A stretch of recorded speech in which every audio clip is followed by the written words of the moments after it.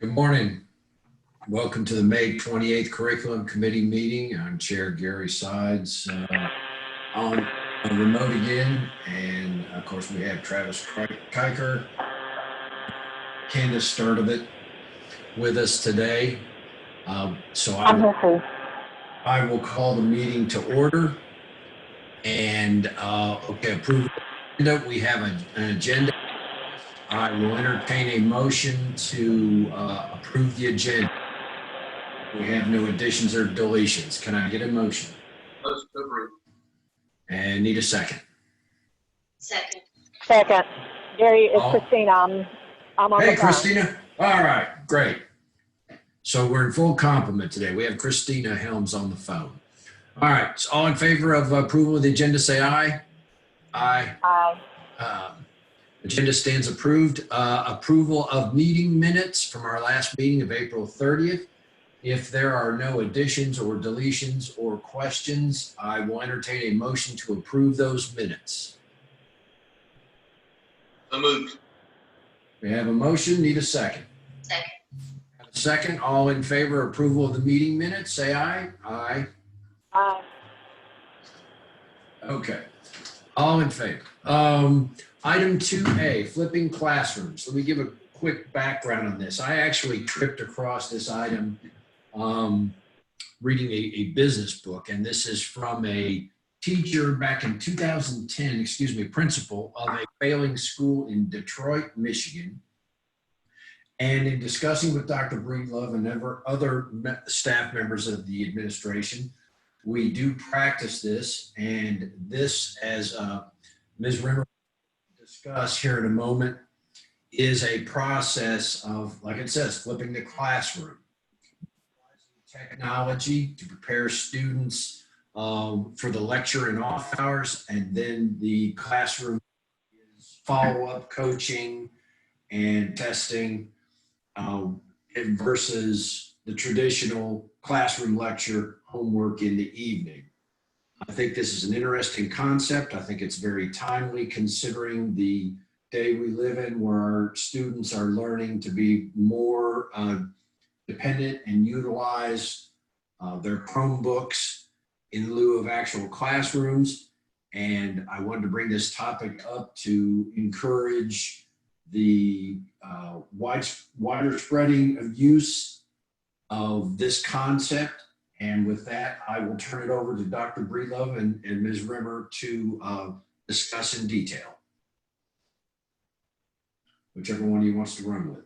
Dr. Breedlove, you're muted.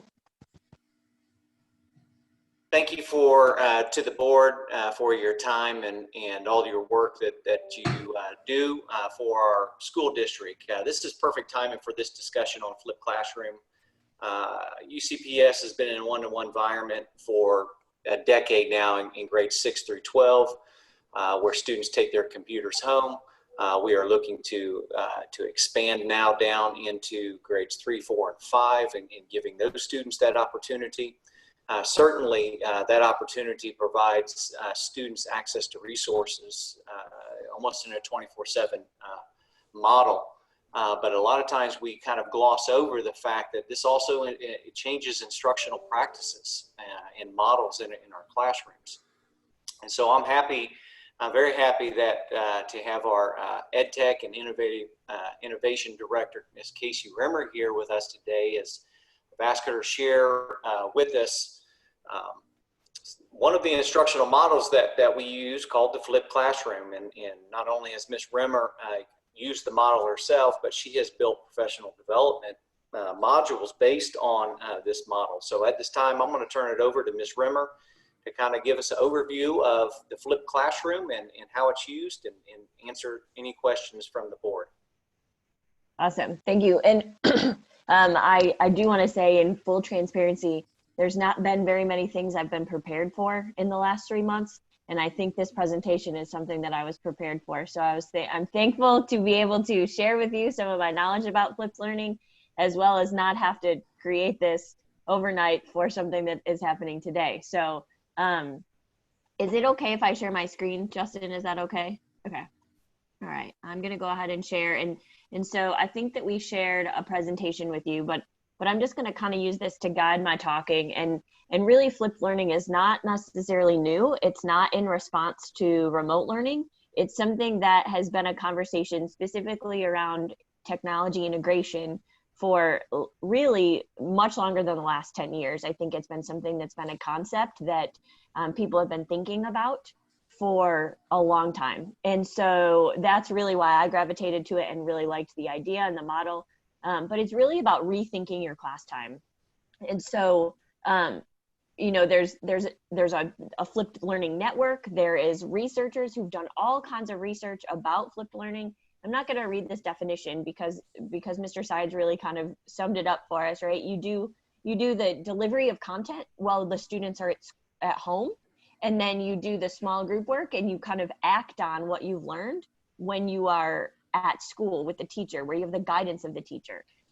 So the idea is to capitalize on class time and then allow the students to practice and engage with the content while they're in the building. And that really helps, the teacher is, I think about how information is everywhere, right? And information is coming at us from the internet, and technology makes it just come to us, and information is easy to have. And no longer are teachers just the provider of information, right? Teachers are the ones that are saying, okay, you learned this, now how can you apply that to what you do every day? Or how can you apply that to how you balance a chemical equation? Or how can you apply the concepts I'm teaching you about, how can you apply that to life? And I think that's really where the power of a teacher is. And so the flipped learning model really kind of capitalizes on that. And so I think there's two parts to it. And the first part is, how do you deliver content outside of the classroom? And so unfortunately, in some circumstances that we're in now, right, we're discovering all these ways that we are able to deliver content outside of the classroom.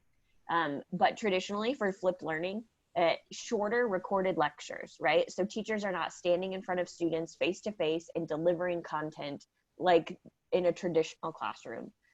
They are able to record those lectures, and students are able to watch those at home or during study hall or things like that.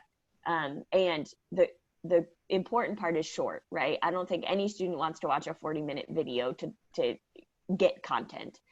So one of the really key pieces of flipped learning is that the videos are short, and that helps keep retention, right? Students retain more information, but they also can go back and watch it again and pause and write some notes and then press play. And that's something that we can't do in real life. If someone is lecturing to you, you can't say, could you just pause for a second? I need to get that last thing you said.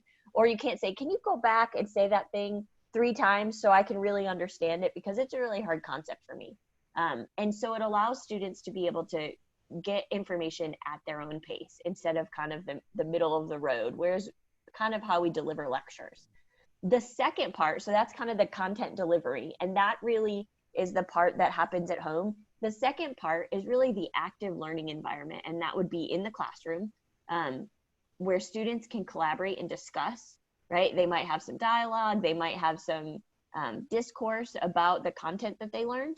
They can create things, they apply what they've learned, they review and reflect, and they have small groups of support. So really, that's those higher level thinking skills that we want kids to be doing all the time. So instead of saying, I'm going to teach you how to do long division in class today, and then you're going to go home and you're going to struggle through it with no support and maybe somebody who doesn't know the process that I just taught you, right? So it's flipping that and saying, I'm going to send home this instructional video where you can see how to work out long division problems. But when you come to class, we're really going to practice it, and I'm going to support you as a teacher. And so that's kind of the basis of flipped learning.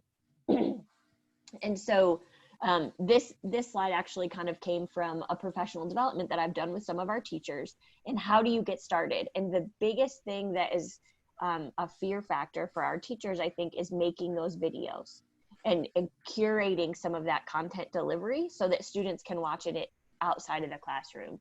And so these are just some of the steps that we really think about when we want them to start warming up to the idea of recording themselves. I would go ahead and say that most of our teachers have warmed up to recording themselves at this point. So, but I think the plan is really important. You can't just shoot off the cuff and just start recording, right? And so in the professional development, we talk about some of the tools that we have that really helps teachers kind of get there. So there's just some other kind of quotes about how flipped learning really impacts the brain and how it really promotes inquiry-based and project-based work, which is something that really is empowered, right? I think that is what we're searching for when we talk about empowered, is high-level students engaging with content and practicing what they're learning in real-life environments. And so flipped learning really kind of helps the brain understand that content because they're applying what they've learned in that discussion.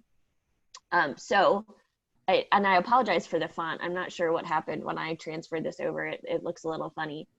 But I do know that we have some teachers in our district that are currently 100% flipped classrooms. We have some who kind of dabble in flipped classrooms.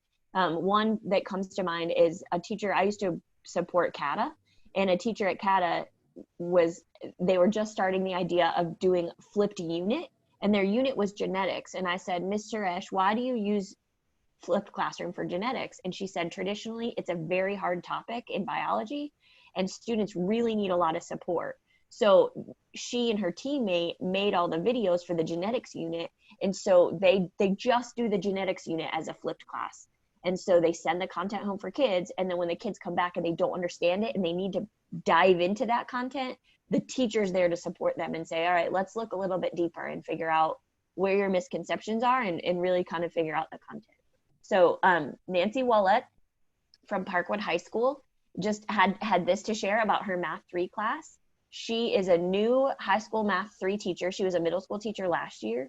And she said she doesn't use it for all lessons, right? But she started using it because there were very few students participating in class and a few were falling asleep during lecture.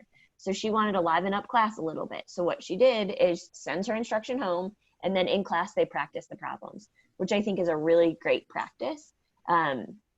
Jordan Mamara at Parkwood Middle, I guess Parkwood has got it going on with flipped learning. And so those students probably are benefiting, right? Because they're experiencing it in the middle school and then in the high school as well. But Jordan Mamara is a science teacher at Parkwood Middle School. He's a great teacher and does some really great things with his students. And so he kind of just talks about in this quote about how students really like to move at their own pace that allows them to do a lot of really cool hands-on labs in their science classroom, because remember, the lecture is not taking up some of that science. So I've seen some of the great labs that he does in his classroom, and I can only imagine that some of that time is freed up so that they can do that hands-on stuff because that lecture is happening at home. And he even has some information down at the bottom.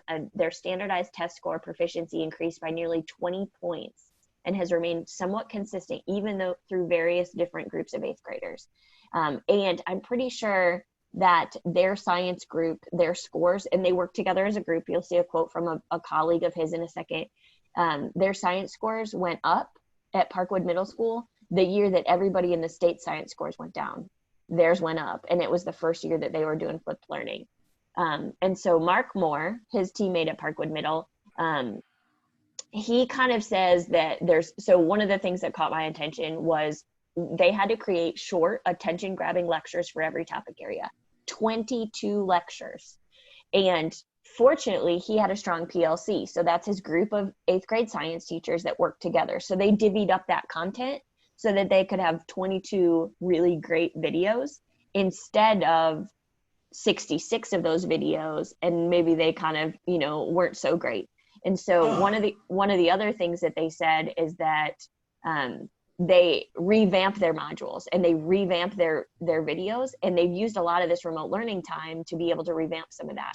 The other good thing that, I don't know if it was Mr. Mamara or Mr. Moore said, but they were able to hit the ground running with remote learning because they already had content ready to go.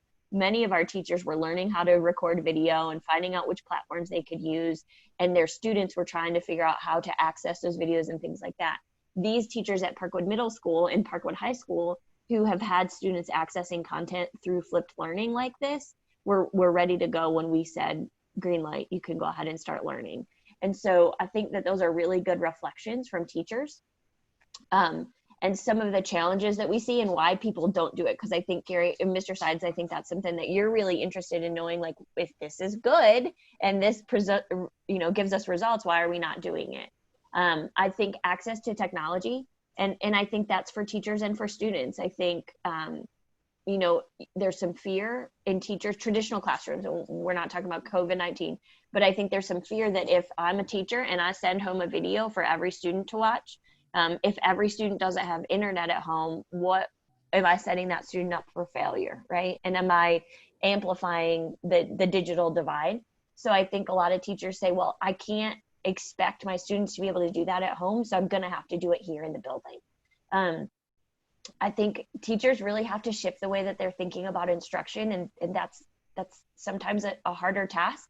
So I think that's a challenge. I think the videos, just creating videos is a different is a challenge for some folks. I think we've had a really good indoctrination of recording videos and creating content for students in our remote learning time period. But I think that is a big fear piece for folks, right? And then I just think about how it's sometimes changing the way that you do something is hard, especially when you're getting results that are okay. And so I think just mindset is 100% of 99% of the challenges that we see. Can I interrupt you? Yeah, absolutely. For a point? Absolutely. Way back in the day, when I was in middle school and high school, we had what then was kind of a technology club or technology assistants that would help teachers set up movie projectors and TVs and what have you.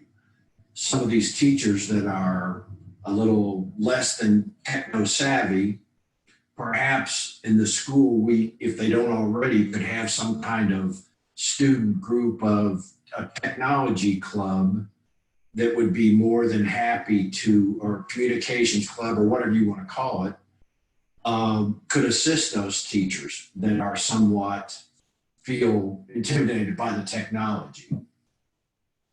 I totally agree, because I think those are that role and those students are important. And even if our schools don't have that officially, I think that many teachers and schools have those folks unofficially, right? Mm-hmm. I think in a classroom, you know, the student that always knows how to troubleshoot when your display is not working, or and so I think it's not necessarily the technical know-how. I think it's how do you create a video that's engaging in 5 minutes? How do you take a 15-minute lecture or a 20-minute lecture and break it into 3 5-minute lectures that are beneficial for students and that are engaging? I think that's really the challenge, because that's just not something teachers do every day. I think the more practice that they get, I think the better and the more comfortable they'll be. I think, you know, the same to say for us being in Zoom meetings. I think probably at the beginning we were a little clunky and we didn't really know how to make all this work. And the more we do it, the more comfortable we are. Well, I think it comes back to the classical challenge of how to take best practices and get them out to all the people that could possibly utilize them. The teachers here at Parkwood that have it figured out, how can we get that message and the way they do it, their game plan to their colleagues at Porter Ridge or Monroe Middle and High, or Weddington, wherever, so they don't have to reinvent the wheel. That there are teachers in their exact subject area that have already got it figured out. Absolutely. And that is something that I have been doing recently with some of our teachers, just to showcase some of the really great practices that are happening during remote learning, to amplify that so that other teachers can see some of the great things that teachers are doing. And that's a goal. That's really a goal of professional learning. For me, for this district, and for Empowered anyway, is to really showcase the awesome things that other teachers are doing and kind of help connect great teachers with other great teachers who want to learn, and really kind of grow some of this organically. And I think the best way to do it is for a teacher to see another teacher doing it. And so we're trying to do as much of that as possible, especially I think we've come up with some pretty innovative ways in the current environment where we can't just walk down the hall and say, hey, what was that thing you were doing? That was really great. I want to learn more about it. Right. So we're trying to set up these like virtual water cooler places where people can share ideas and ask questions and dig a little bit deeper into what some of those topics are.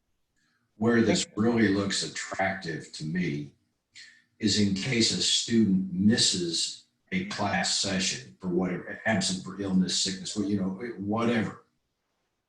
And the class doesn't have a textbook. Are they dependent on the teacher providing notes or a fellow student? Versus here's the situation: if a student misses a day or series of days, the information is right there where they can access it, and they don't have to play catch up as much.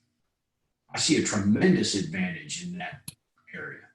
Yeah, to that point, Mr. Sides, and to add on, what I was going to say earlier was that we're also exploring kind of what we're calling creating a digital library, where we have videos from teachers across the county that are delivering these short lectures or best practices, and actually collecting those and posting those in a central location for students in any school to access at any point in time. So that's another kind of idea we're exploring to number one, build capacity across the county, and number two, to your point, to allow access to lectures or other activities, no matter what school you're in or what teacher you have. And obviously that would need to be vetted and formatted, but that is another way to build, within schools and across the school district, kind of this idea of a digital portfolio or a digital library of videos. Okay. I know we have a full schedule this morning. Do any other board members have any other questions on this topic? I do. Just out of curiosity, like how do we help the student that does not have internet? Like I appreciate the concept. I really like the concept actually. But what happens when the student does not have internet? How do we help them? And that's a great question. Like I said, I think that's one of the things that holds teachers back from really diving into this. I think, we've made great gains with Mr. Parker and some of the Sprint 1 Million efforts that his team has been doing to make sure that students have Wi-Fi hotspots and things like that. I think outside of remote learning, I think that pre-COVID-19, I think the answer was allowing students, you can also make those videos downloadable so that they could download the videos to their Chromebook, and then they can go home and watch those videos. And that's another reason you want those videos to be short, so they don't take a really long time to download them.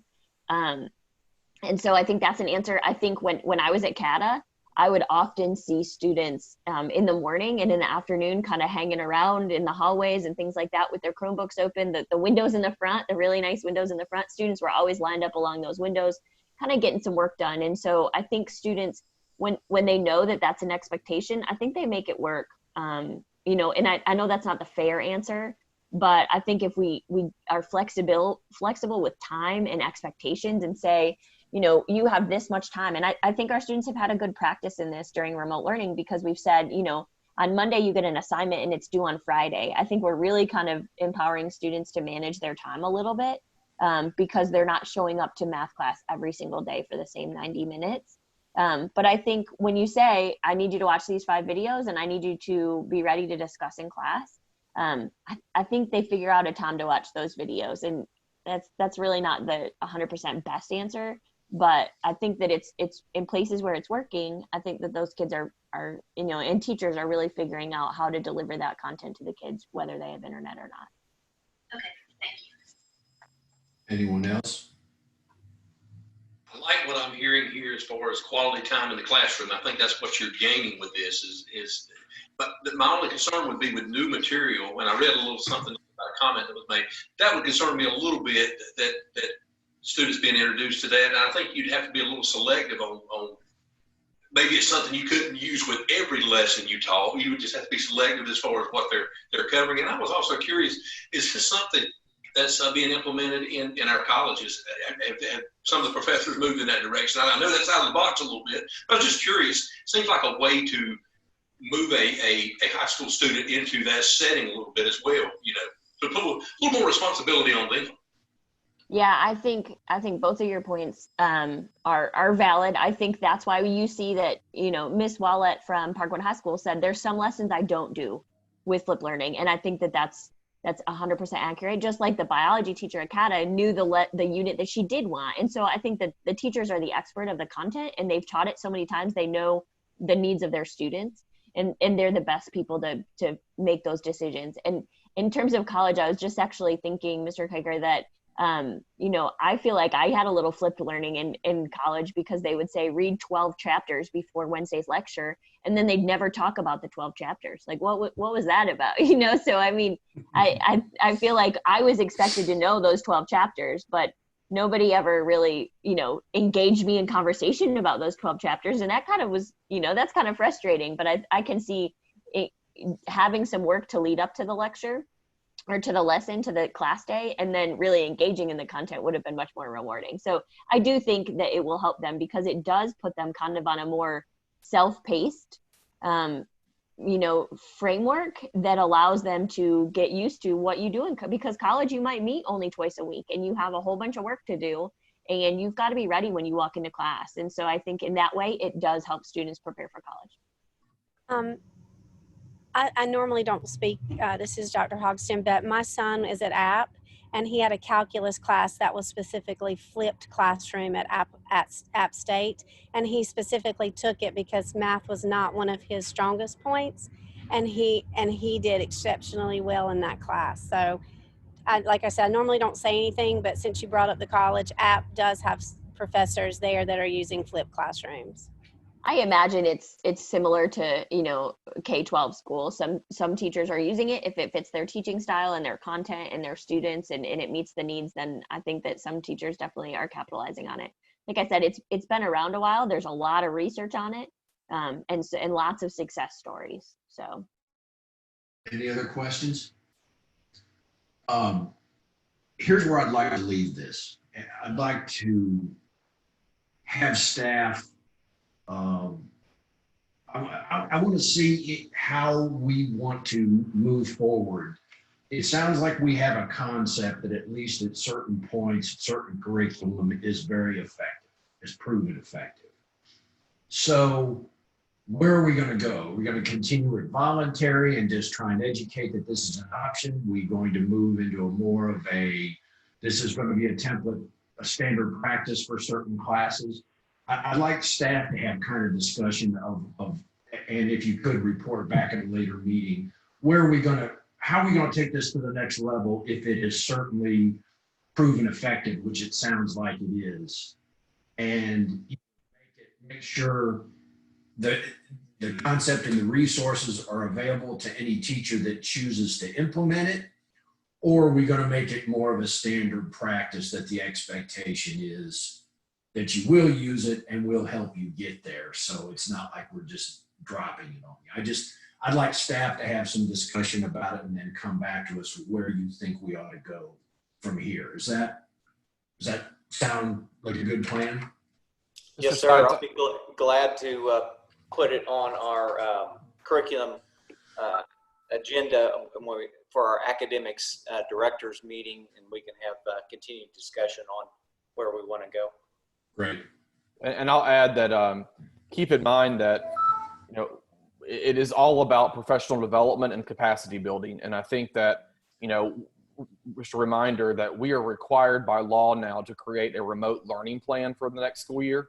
And I think that as part of our professional development plan, this has got to certainly be part of that in terms of how we're going to train teachers on some of these best practices, whether we're in a face-to-face environment or in a remote learning environment. So I would expect you to also see that become part of our overall professional development plan as we begin to prepare for next year. So we'll be happy to continue to study and research and build upon this, and then report back to this committee. Great. All right, let's move on to item 3A, AIG COVID-19 testing. Dr. Breedlove, are you going to take the handoff on this? Yes, sir. I appreciate that. Obviously, due to the abrupt school closure this year, and Union County Public Schools has had to modify several things that we normally do in order to help keep our school system moving forward. Just like we ask that grades not be dropped for students who did not take the AP exam just because of access. That's the type of modifications that we're having to make. And AIG testing is another such request for a modification as a result of the COVID-19 school closure. And today, our federal programs director, Dr. Cynthia Hogston, is here to present on behalf of our AIG department. Good morning, everyone. Good morning. Due to these unprecedented times, the AIG department is recommending the following modifications take place in regards to the current AIG plan, as some of the typical processes and procedures were interrupted in progress with school closures. The AIG department has used data to drive the decision-making process to develop the recommendations within the proposal. And I think you have a copy of the proposed addendum. Yes. And our proposed addendum is in line with the best practices offered by the Gifted Education at DPI. These recommendations are summarized in the executive summary, and the data collected to drive the decision-making process is shared in a COVID-19 spreadsheet that we've created. The greatest concern expressed by stakeholders is the AIG testing and identification. And for that reason, we propose that the recommendations be put in place starting at the date of March 2019 and extend through the end of the following school year of June 2021. Typically, our annual district-wide spring screening process begins at the start of the second semester and extends to the end of the same school year. This process usually culminates with the collection of student data from state-mandated standardized testing and final report cards. With the lack of EOGs and the end of year grade modifications to our typical data collection processes needed to be made, such as using existing data points to complete the screening process, we have decided and concluded that we need to make the following changes.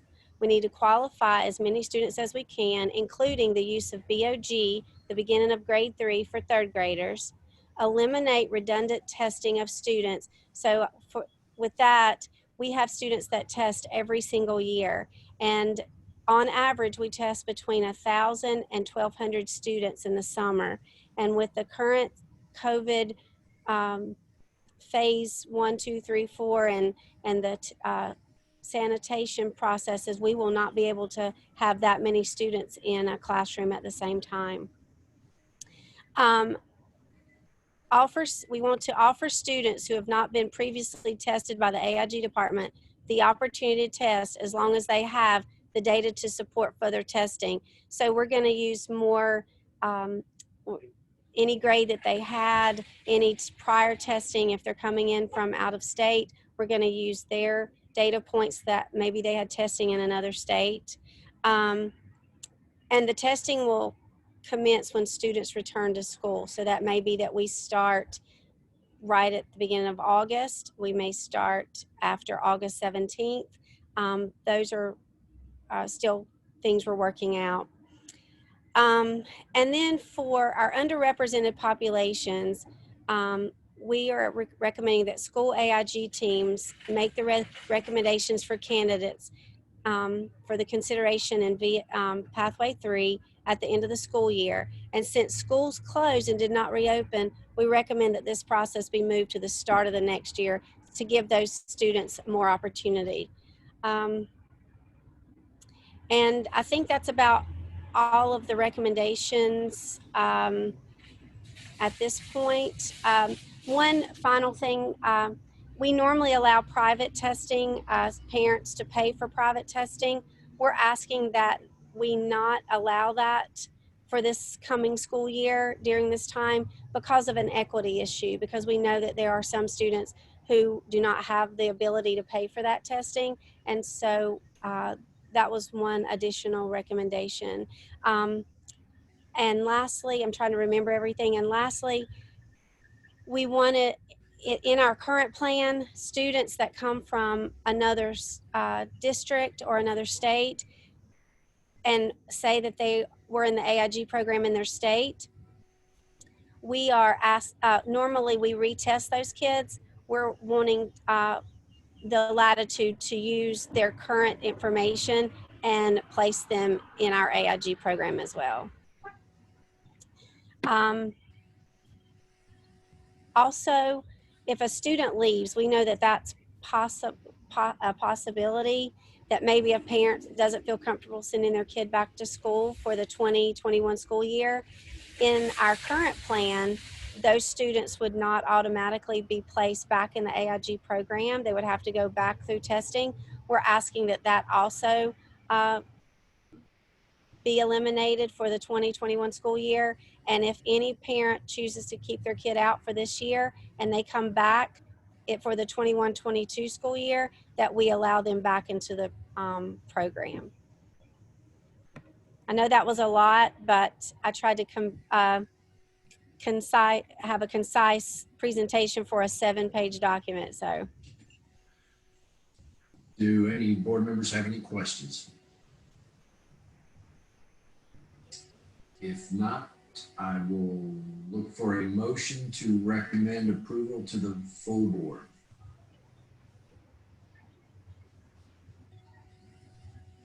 Need a motion. So moved. Have a motion, need a second. Second. Have a second. All in favor, say aye. Aye. So approved and will be recommended for approval to the full board. Item B, thank you. Item 3B, CTE local application for federal funding. Dr. Breedlove, I assume this is you again. Yes, sir. Each year, our Career and Technical Education Department is responsible for submitting our local application for federal funding. This application process usually starts around October in the fall, and it takes until about now when we come to the curriculum committee and then on to the full board. And this year is no different, even though we're sort of in a different environment here. So here with us today is our Director of Career and Technical Education, Mr. Brian Davis, to give the committee an overview of the application and answer any specific questions that the committee may have. All right, thank you, Dr. Breedlove, and I first want to begin by thanking the board as well as Dr. Houlihan for all the support of career and technical education over the past year. We have had some great successes and we've had some challenges that I think we've done a good job of trying to overcome. I do have a short presentation that I'm going to run through. I'm going to see if I can share my screen here. All right, just want to make sure everybody can see that. Yes, sir. Okay, great. So as we begin this process, this year is a brand new process for CTE as far as the local application. Perkins 5 was passed, and with Perkins 5 comes new requirements for federal funding.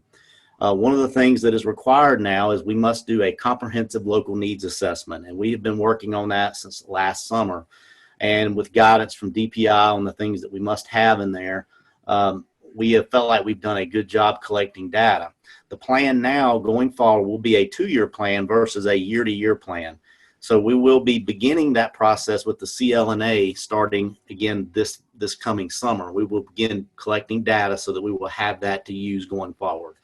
So as we move forward with that, we had to look at several different areas to create narratives that address where CTE was and where we're planning to go.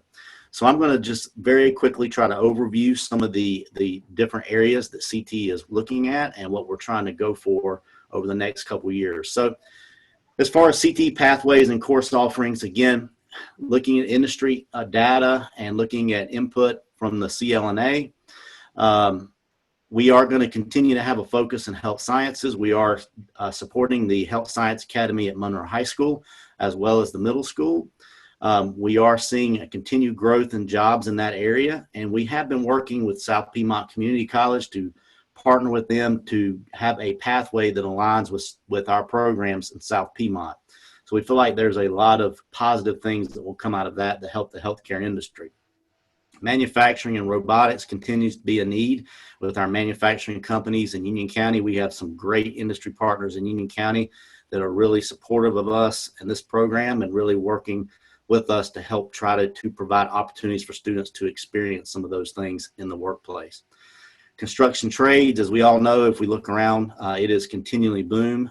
Even in this climate that we are with the pandemic, construction is still growing and is still booming, and they are still looking for workers.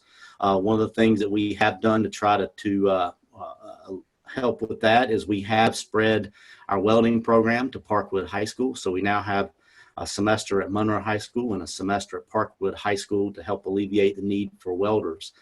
Automotive service also continues to grow. And as we have been doing, we have 4 of our traditional high schools have auto fundamentals programs to begin building interest and feeding our automotive academy, which we now have at Central Academy as well as Forest Hills High School. New course options were made available this year. One is the business management pathway. Business management pathway is 2 courses that really focuses on management of staff, ethics, resources in a business, as well as financial planning and financial management, which is more looking at the financial aspects of running a business. So we feel like those will be 2 great additions for our CTE courses with things like personal finance moving away into a social studies course. Interrupt you for a second. Yes, sir. Where will those courses be offered? The business courses? Yes. Yeah, they're going to be at most every high school. Those are going to be offered at all of our comprehensive high schools. So most every student will have the opportunity to take those if they choose to do so. I would encourage, if possible, as part of the business management component, if we could partner with, say, the Chamber of Commerce and maybe offer some types of, if not just limited, internship opportunities or actual interaction with local businesses for some hands-on experience in business management. I would encourage that if that's possible. I agree 100%, and we have definitely been working on that. And as I get down to that, I will actually talk a little bit about some of the things that we're already doing with that. But I agree 100%, and we have really been working very strongly, trying to increase the partnerships that we have with business. And I feel like we've made some real good headways doing that, providing some extra opportunities for students to have that hands-on, because that is a huge part of students making a decision on the career path they want to choose. I'd also like to ask in automotive technology, I had it in some just very early on discussions, and I can't remember who with, about when the new transportation center is completed, utilizing the old bus garage, converting it to possibly another automotive learning facility. Has that been discussed any further at all, utilizing that building? There have been discussions on that, Mr. Sides. I know funding is one issue there. We have had some conversation with some of the teachers, and we've gotten stakeholder input to guide what we need. And I know they've been having some conversations about that possibility. I'm not sure what the status of that is. Dr. Breedlove, you may be able to give more information on that than I can. Sure, yeah. We are obviously for this school year doing anything with that at this point, but moving forward, yes. I mean, that would be ideal for on the academic side and on the career and technical education side as we move forward with our automotive program. And it's definitely an intriguing concept of having this standalone. I know our business and industry partners would be excited about that as well for Union County Public Schools. But at the same time, what do we do with our existing programs? And when you get into cost of, do we transport students, or is this an all day where the students go there and get their core as well? So it will take a year for us to kind of work out the details, as well as find out, is the building available? Can it be converted and those type of things? But yes, it is very intriguing for us. I just want to, I guess, personally, I want to encourage whatever steps we need to take to make sure that we are, as in all of these classes, are meeting the demand that a student that has a desire for technical education, and not just narrowly automotive, but whatever, we are working towards making sure that we have the capacity to meet the demands. That's just an overall comment, but I'll let you get back to it. Yeah, thank you, Mr. Sides, and I appreciate that feedback, and I agree with you 100%. And we definitely we're trying to do that, and that is one thing that is really good about the new process for the local application is that needs assessment. We work with industry partners. We get information from parents. We get information from students as well as teachers and staff to make decisions that help guide us. So I definitely agree 100% with what you're saying, and we definitely will try to do our best to do that. Our next area that we had to address was career exploration and development, and CTE continues again to work with our industry partners. In fact, yesterday I had a meeting with the Job Ready Partnership and actually presented this overview to them, and they were very, very supportive. So we continue to do that, and I'm a firm believer in building relationships with industry and working with them as partners. Also working with South Piedmont Community College to make sure that we are providing that alignment with our programs. We are looking at career planning software is being used to help guide students to allow for career exploration. Perkins 5 does require us to have a systematic approach for students to be able to use data to guide their career exploration over the course of their career. Some of the things that we are looking at as our continued areas of focus, and this is just a few of the things that I thought would be of interest.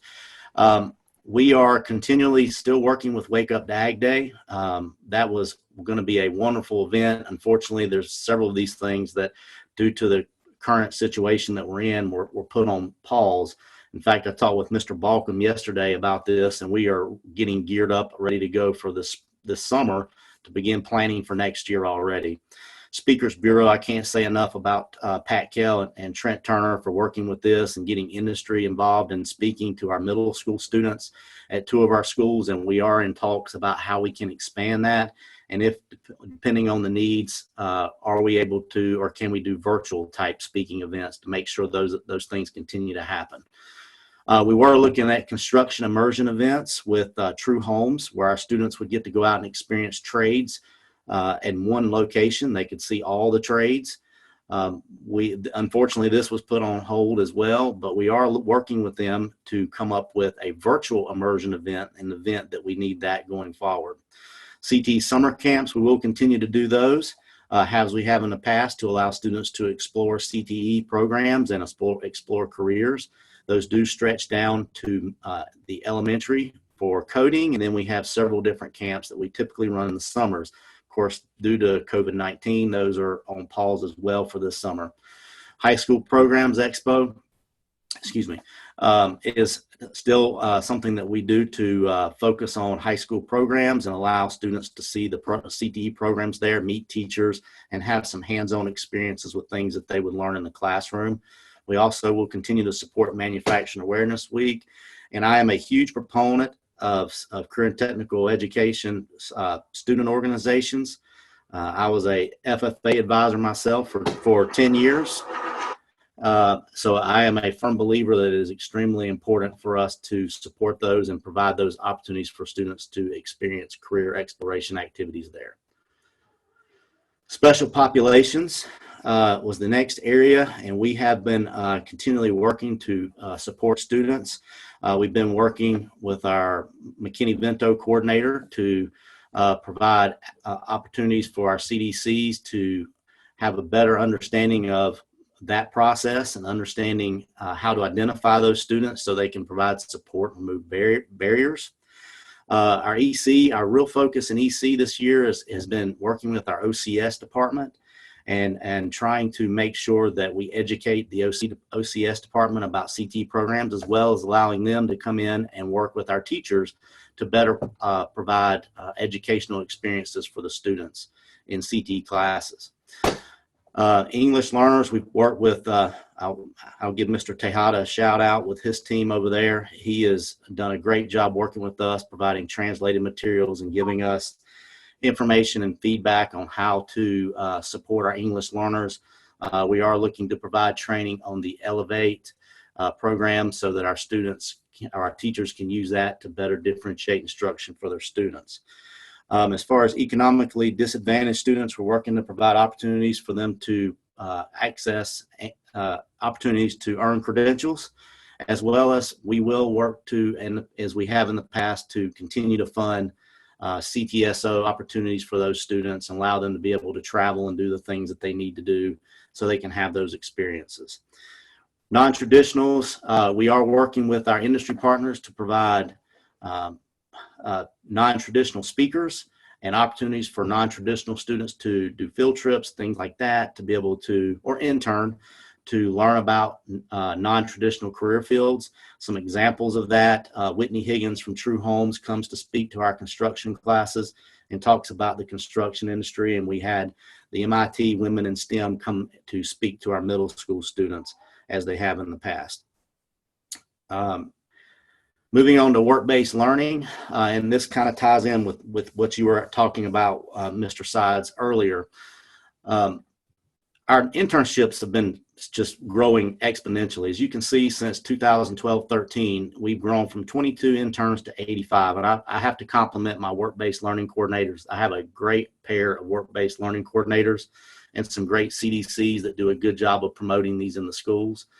And a lot of what has to happen with internships is having good partnerships, and we are continually working to develop those partnerships. We're currently partnering with over 60 companies, and we work to try to place students based on the pathway and the interest that they're in. So we are looking there at the potential. If these numbers continue to grow, we may need to look to even hire a third work-based learning coordinator, because not only are they working with students, they're also continually working with maintaining that relationship with our industry partners so that we accommodate them, and have had some very positive compliments from industry about how much easier Union County Public Schools is to work with on internships than surrounding districts. New partnerships, and these are just a few of the many that we have. One is that we've been working with is our own facilities department. We love the idea of being able to partner with facilities so that we can place some of our construction students or our trade students in some of our own Union County facilities departments and let them get that experience. That is a great way to create a pipeline for them, for students that want to come out and work. Scott Clark Toyota has been an outstanding partner for us. They are new this year as well. And they came on board, and we've already placed a couple of interns there, and they would love to have up to 100 interns, they say. So they are a huge supporter, and they do things in the business, they do marketing, and they do things in the auto service field. So they're not just people who come in or students want to come in and turn wrenches on cars. They're looking at the entire business aspect. They want 100 interns? That's what they say. That's what they say. I told them, be careful what you ask for. But that is what they say. We could literally double the number of internships. Yeah. By just utilizing that. Yeah, and they're also working with Charlotte Meck as well, because they're right on that line, and so they are a great partner for us, and what they've been really good about coming and speaking to our students. They have just been phenomenal as we went forward on this. Who are you dealing with there, Scott Clark? Mr. Caddy is the general manager there, okay. And Ryan Fay is the gentleman who comes and speaks. And both of those gentlemen are super supportive and just really great people to work with. BMC is another construction company. They were formerly Barefoot and Company, and they were bought out by BMC, and now we work with them in that fashion. And they have been phenomenal partners as well, and hired many of our students as they've come out. And MSS Solutions is another HVAC company that does commercial work. They are in downtown Charlotte, and they are also working with us and coming and working with our students. We've actually been working with a couple concrete companies over the last couple of weeks, as well as Carotech and Berry Plastics as some other new ones that we are looking at working with over the coming year. I have a question. Uh-huh. Ryan. Yes, ma'am. Is transportation provided for these interns? No, transportation is not provided. That's part of it. They must be able to get to the work site because it's outside of, many times those go outside of school hours. We do allow them to leave after third block to go do those. But they have to be able to get there. Yep. Okay. Post-secondary credit, we are continuing to work with our local community college to make sure that we are, again, aligning our pathways. We have created another local articulation agreement with its most recent here in the last semester, CTI 120, which is a networking and security foundations course. The South Piedmont articulates with BN 31 and BC 10, two of our courses at CAD, and it actually allows them to complete 2 CTE certificate programs at South Piedmont Community College. So we're always looking at that. We have partnered with the SPCC career coaches, and our CDCs have been working with them to help provide guidance to our students so they understand how our pathways align with what South Piedmont is doing, and we provide support for them when they have questions to be able to move into that direction. So again, we are continuing to collaborate. We are regularly meeting with them. In fact, I had a meeting with them this week, and we were looking at possibly expanding pre-apprenticeship opportunities in the future as well. So there's definitely continuing discussions. And the last area that we really had to tackle was recruitment, training, and retention of teachers. And again, we have decided this year for beginning teachers, CTE own the training for them.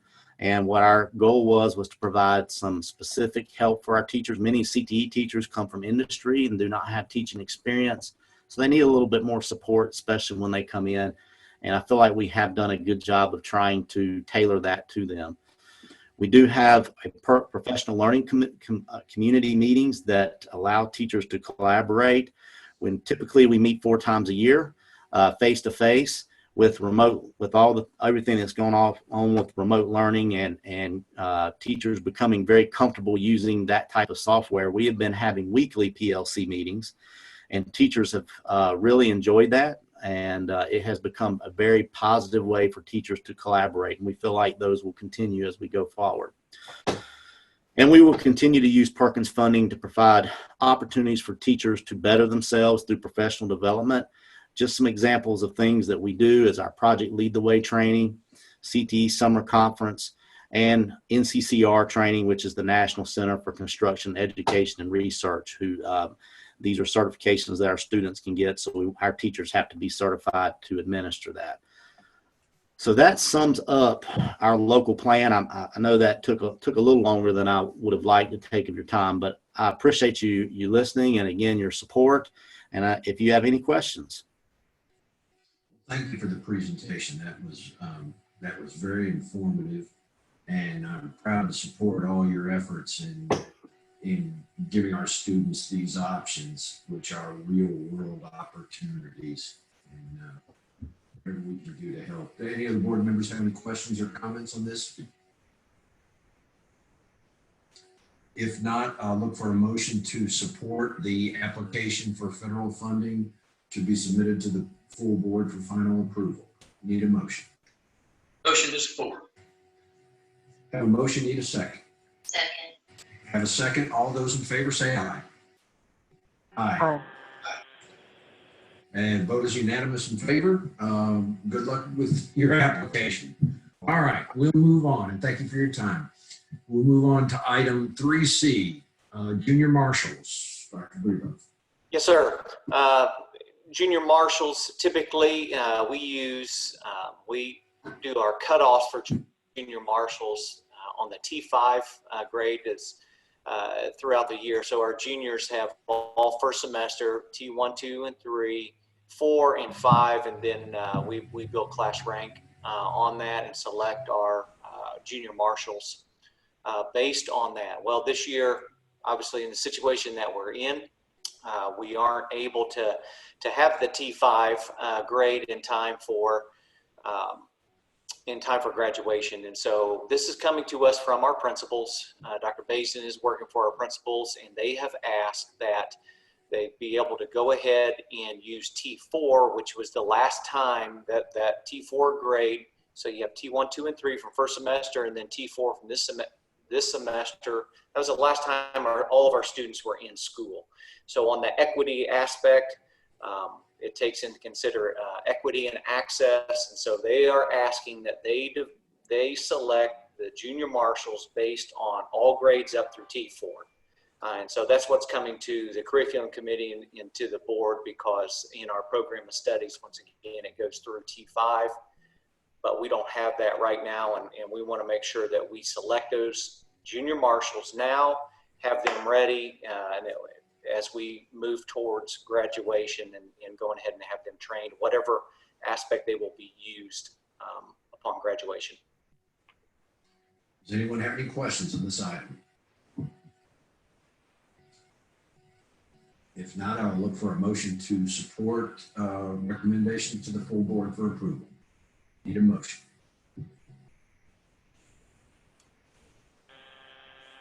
We have a motion, need a second. I will second. All those in favor say aye. Aye. Aye. Candace, is that an aye? You must be muted. Okay. Okay. All in favor is unanimous. So that item will be recommended to full board, and we'll move on. Item 3, Dr. Breedlove, do you want to combine D and E, since that is both addressing replacement for Naviance, or what's your preference? Yes, sir. That would be great, because they both deal with college and career readiness and as replacements for Naviance, and so that's our recommendation. If we can go ahead and combine them. All right, go ahead. Show's yours.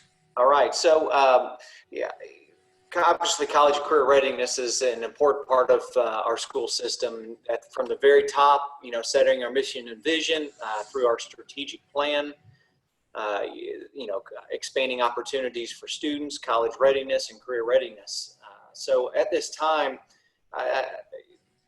Naviance has been our sole source, really, for college career readiness, and we have outgrown Naviance, really, because it has not kept up with some of our needs. The rollout in and of itself, and I'll let Mr. Davis and Ms. Garner, who are here with us, kind of explain some of the processes that we followed, but it just has not been the success that we would have liked as a school system. And on pricing, they've outpaced us on pricing. And I sent the group our pricing for the next 3 years, and it was going to go from $130,000 this year to $140,000 next year and $150,000 the following year.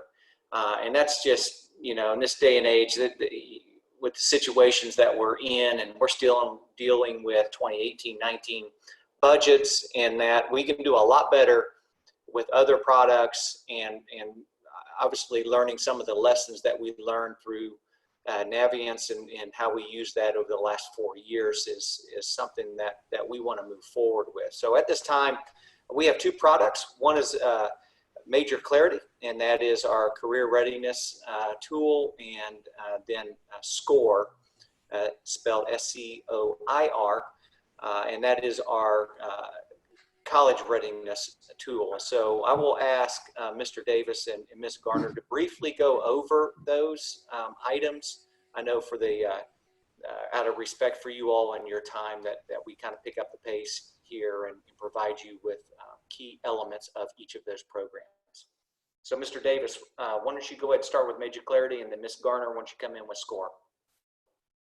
We have a short presentation, if that's okay, just to kind of guide our thinking. So if you're good with that, I can share that real quick. Yeah, if you guys can combine it, then that's great. Yep. You're prepared to do that. Can everybody see my screen? Everybody can see okay? Yes, I can see you, Jessica. Okay, great. So Brian, do you want to go ahead and start? Yeah, so just kind of moving in, it kind of tags on with what with our CTE local application is with the new requirements of Perkins 5. One of the things that they require is, again, us to have a systematic approach to using career interest data. And it has to be able to guide students through their middle school through high school career. And that's one of the things that we were looking at. And we felt like Naviance, as we know, of course, the cost was there, that it was not doing what we needed to do for that. And one of the things that we also found from our feedback from industry partners as part of our needs assessment was there was a request for local industry to have a database of industry partners that our students could be able to research and be able to find information about. So how students were not knowing the careers that were in Union County. So one of the things that was really important was for us to find a product that was going to be able to meet that demand.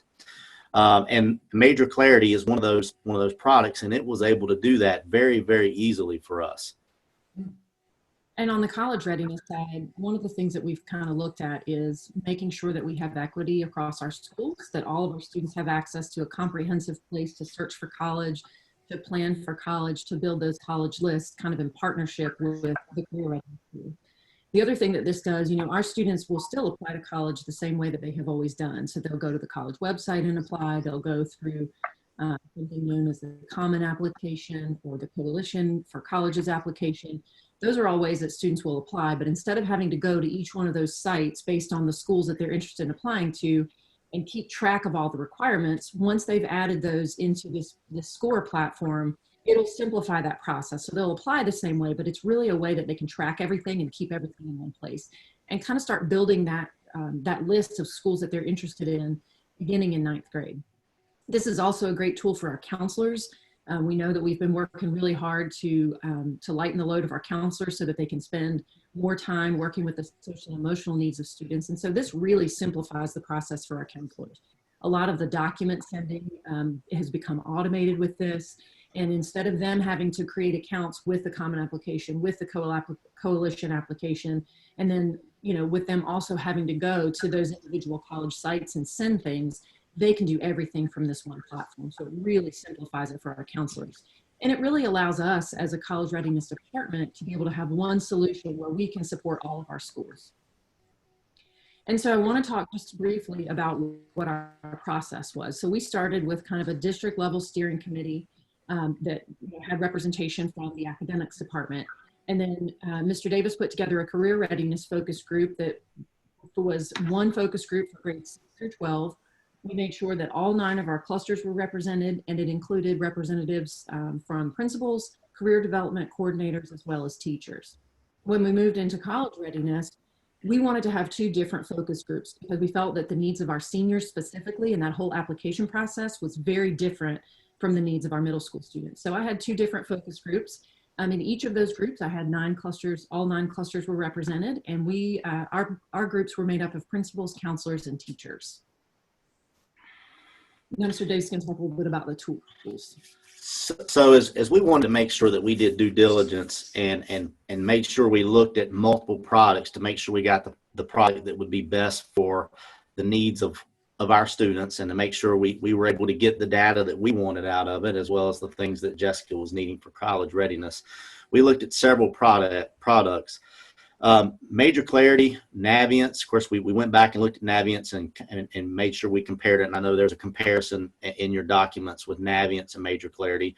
We also looked at Virtual Job Shadow, which is a product that we have already, just looking to see if maybe even it can meet the needs that we have.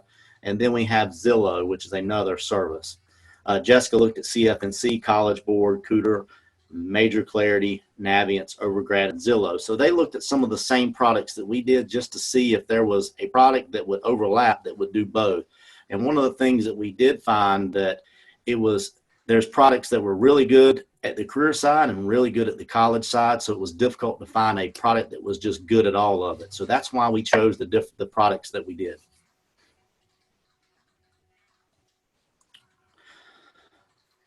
So moving on, after going through our committee had a chance to demo Major Clarity, and we had a representative come in and they demoed other companies as well. But as they saw the demo from Major Clarity, some of the things that they really liked is they liked the way that it was much easier for students to use. And I would be more than happy to show some of that if need be, or questions come from that.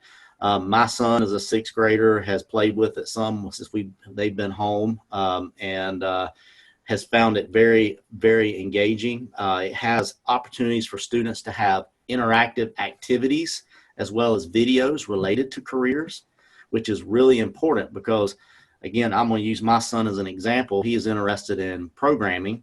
So he's able to pull up and learn about video game design and have some sample coding activities that he can do. And then he can rate himself and give himself a fit score for that job. And that fit score helps tailor the program to the careers that he's interested in. And that will help us be able to put our kids in the correct pathways as we're working with them through the CDE programs. The reporting is much, much easier. And the principals like that part of it when we shared that with them as well. So did our CDCs. But it is much easier to pull reports and pull usable data at the student level, the school level, and at the district level. Another option that we are looking at that is part of Major Clarity is they can provide a one-stop shop. So as I mentioned before, we have internships and academies, and those students have to apply to those. And we are looking at the possibility, if we go with this program, of putting those applications in this program so that students will only have one place to go get those. They'll be able to learn about them. They can learn about the local careers as we build that local industry database, and then they can look at those industry partners as potential internship opportunities and fill out the applications. When we looked at SCORE, one of the big things that came back in the research from the Hanover study showed that the students who used Naviance found it to be great, but we did not have a lot of usage of the product other than when we had scheduled activities where we were basically requiring that students go in and use it. So what we were looking for in a new college readiness platform was something that was easy to navigate, because we did hear a lot of feedback that Naviance was not as easy to navigate. We were looking for something that students might be willing to come back to, even if they're not prompted. And so a couple of the features of SCORE, this little screenshot that we've got up here shows you one of their features that kind of sets them apart from other tools, and it's what they call the wall. And it's kind of a social media feel, which really speaks the language of our teenagers. So they have actually tagged different activities from universities, from all the different colleges and universities across the country, and to your colleges as well. And it includes all these different tags so students can kind of figure out what it is that they're interested in. They can click through those posts and look at different pages that those colleges and universities offer. They also offer right on their main page, when you go to a college's page, if that college has partnered with UVisit, which is one of the largest virtual college visit sites, students can do a virtual college tour right on the main page within SCORE, so they don't have to go out and come back in. They've also partnered with a company called College Reel, and that's spelled R-E-E-L. And what College Reel does is it gets students from these different colleges and universities to record themselves sharing different aspects of college life. And so it's nice because it's a young person speaking directly to another young person and sharing information about the campus, maybe about dorm life, about what is the dining experience like. And those are a lot of times the things that help our students feel more connected to a college and feel that it might be a possibility. If they can see it, they can kind of start to picture themselves there. So those were some of the pieces that we really liked. And then this is the only platform that we looked at that offers a student app, a parent app, and a counselor app. And what I have found with two teenagers in my home is that they are much more likely to use their cell phone to do business than they are to use a computer if they have a choice. And so what we really liked about SCORE is that students can receive push notifications when things are happening at the school through the SCORE app.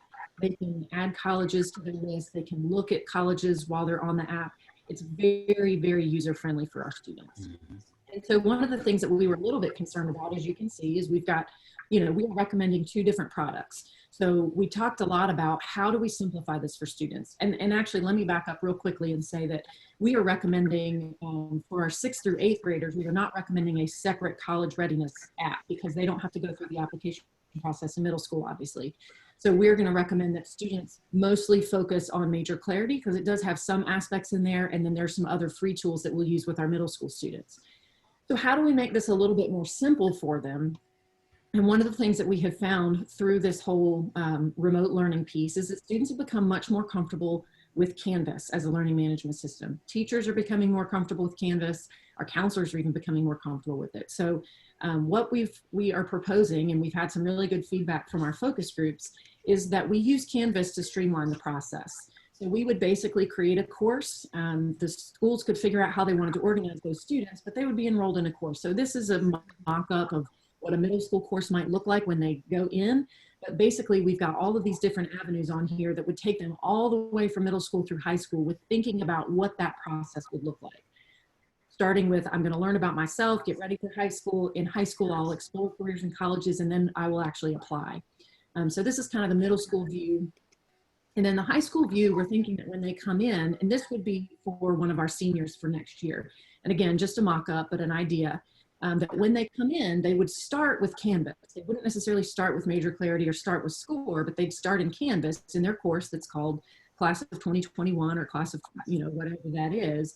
And they would have the option of, I want to explore careers. That would take them into Major Clarity. I want to explore colleges. That would take them into SCORE. And then I want to apply for college.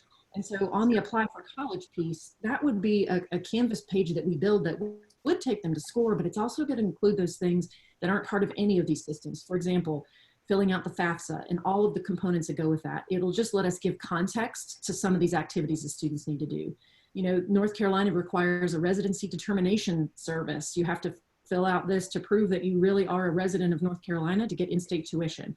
So we would have more information about that in the Canvas page, and then all the guidelines students needed to do and which tool they needed to go to get that done. I'm a firm believer that as long as kids know the purpose for each tool, they'll be able to navigate the tools very easily, as long as we can make sure that we share with them what that looks like. So to finish us out, we want to just talk a little bit about our lessons learned with our implementation of Naviance. I think that the first piece of this was kind of starting with building understanding. So I'm going to let Mr. Davis talk a little bit about our how we have gone through building understanding and gathering stakeholder feedback, and then what our implementation plans are. Well, I think that kind of leads off with the first thing that we've learned is how important it is to make sure that we get feedback from all our stakeholders and make sure that they buy into everything that we are trying to do with this and understand the reason why we need these. And I think that's extremely important. As we move forward, looking at the career side, as we're going to continue on, our focus would be moving to train not only our central office staff and our CDCs, but making sure that we get buy-in from teachers and we train them on not only using the product, but understanding this is a tool that you can integrate in a CTE classroom to help students explore careers.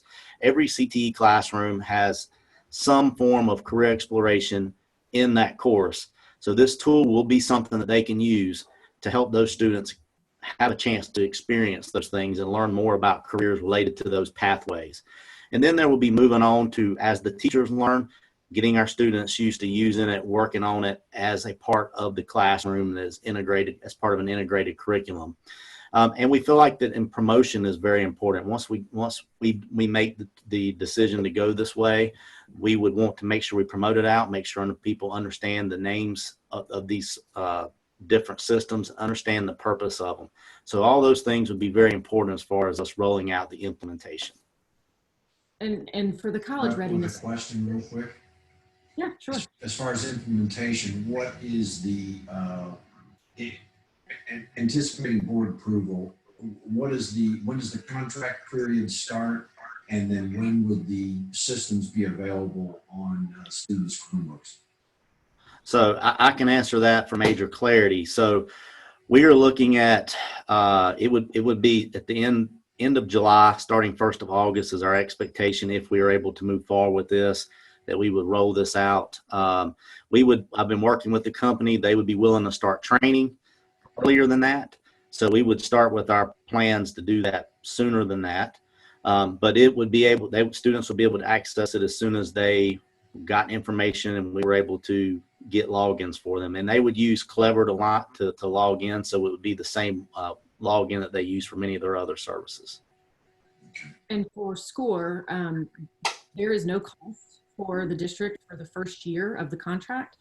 So as soon as we have board approval to move forward, we can go ahead and get accounts set up and get everybody trained. We would probably open this up to students around the 1st of August once a lot of that data in PowerSchool has moved over, because it would be connected to, just as Brian said, through Clever, so that data would sync. And so we would make sure that our counselors, we do have a plan, even though we're virtual, for getting everybody trained and rolling that out so that when we started back to school, we'd be ready to hit the ground running. Gardner, you're a pretty good negotiator if you got the first year for free.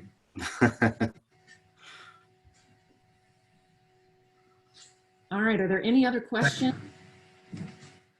I do have, since we're at question point, I do have one other one. Can you tell me, as far as Naviance goes, what metrics do you have for the usage? Do you have a percentage of students that are using it, or a total number of students that were using it versus our total number of students? What benchmarks were you using to determine participation with Naviance? So we not only looked at the number of times that students logged in, right, individual student logins. We had a pretty high student login rate.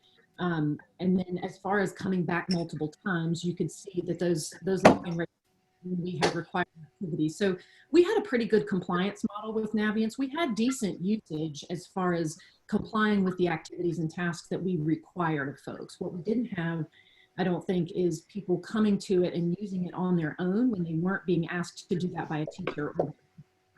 And so I can get you specific metrics on how many logins we had last year and how many parents we had in. We do have a different plan for getting parents engaged with this as well. So I think that's exciting. And on the parent side, with SCORE specifically, they have something special for parents. So parents have a purpose when they go log into SCORE that's a financial aid cost calculator that's a little bit different, and they have a proprietary software with that. But I can get you the specifics if you'd like that. No, just ballpark was fine. I was just curious. I mean, it's not critical. So this will be available on Canvas. For the Major Clarity, does it have a separate parents portal or access? Or is it just the one version for both students and parents? It really just has one version for students and parents. However, you can send messages to parents. We can set that up in there. Talking with the representatives from the company, they found that based on their research that most of the time that the parents were logging in with the kids, and that's where they were seeing most of the information anyway. But that is the way we're looking at it at this point. So, you know, our hope is that the message service works kind of like, looks to me like a text message. It pops up a little text box and you can send messages. I think that will be very useful and something that, especially I know our career development coordinators were really excited about how easy that would be. I will jump in real quick and just to talk about the pricing on there. It is locked in. It is locked in for Major Clarity at $36,000 per year for the next 3 years. And then SCORE free this upcoming year, but then it's $16,000 and then $19,000 for the third year. And that is based on a $5 per senior, and the number of seniors in our district goes up. That's why the price goes up. But it is available for use in grades 9 through 12, even though they price us for the seniors. It's open as a college readiness tool for all grades 9, 10, 11, and 12. So you're looking at a significant cost savings over Naviance. If you look at it over a cost savings of 3 years, we're over $90,000 cost savings in comparison to what we would have spent using Naviance. And so, yeah, over $250,000. Plus a more effective system that we think will be easier to use, and the participation rate will be higher. Is that a fair assessment? That's our hope, specifically with SCORE. That was one of the things that really drew us to it, and we got great feedback. And I have, like I said, I have a couple of teenagers in my house. They have used it. They've really liked it. I created a demo account on the parent side, and from a parent perspective, I really liked it to be able to help. And we've actually used it, even though it's a demo. I've used it with my older daughter in looking at different colleges, and kind of had some fun games of like guess the college acceptance rate and the average SAT score, you know, just kind of digging in there and doing some fun things. And she has gone back to it. So that's, to me, that's just one instance, but that's good. That looks good for the future. Well, it sounds like you have given it both systems a thorough road test. Any questions from any of the other board members? Anyone have questions? No. If not, I'll entertain a motion to recommend approval of the contracts for both the Major Clarity and the SCORE Digital College Readiness Program recommendation to the full board. So moved. Have a motion in a second. And have a second. All those in favor, say aye. Aye. Okay. The ayes are unanimous. That will be recommended to the full board. So for A, we have items 3A, 3B, C, and D combination with E to be recommended to the full board for approval. Next meeting date, do you believe it'll be the end of June, June 25th, on a if as needed basis, but that will be our next meeting date if Dr. Breedlove, we determine we have some business. Is there any more business to come before today's meeting? Hearing none, I will look for a motion for adjournment. Need a motion to adjourn. Motion to adjourn. Have a motion, need a second. Have a second. All those in favor of adjournment, say aye. Aye. Aye. Thank you for everyone's attendance this morning. Sorry for the technical glitches, but we'll make the meeting available on the UCPS site as soon as possible. Thanks to everyone. Stay safe and have a good day. Thank you. You too. Thank you. Thank you, everybody.